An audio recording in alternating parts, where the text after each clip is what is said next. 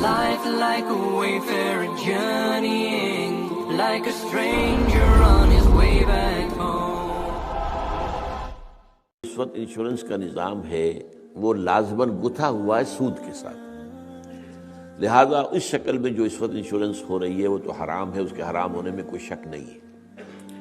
البتہ یہاں پر pure insurance کی بات اگر کی جائے جس کے اندر کہ کوئی سودی معاملہ نہ ہو، کیونکہ وہ پھر انویسٹ کرتے ہیں اور اس کا بھی پھر وہ جو ہے وہ نفع دیتے ہیں، وہ سب کچھ ہے، وہ سارا معاملہ ہے۔ اسی لیے جس نے کوئی بڑا بینک بنایا اس نے 7 انشورنس کمپنی بنا لی، حبیب بینک بن گیا، حبیب انشورنس کمپنی بن گئی، وغیرہ وغیرہ۔ آدم جی بینک تھا، آدم جی انشورنس بن گئی۔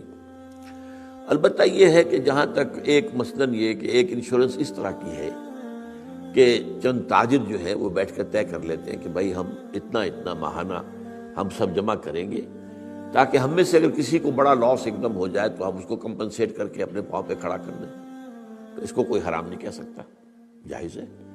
یہ تو ایک کوآپریشن ہے، کوآپریٹیو ایک آپ نے بنا لی ہے، اس کوآپریشن کے حوالے سے اس کو کون حرام کہے گا؟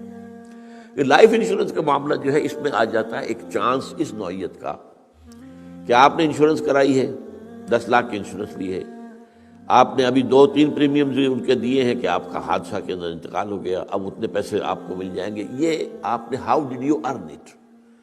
تو شریعت کے جو بھی جائز ذرائع ہیں ارننگ کے، ان میں کسی میں یہ فال نہیں کرتا۔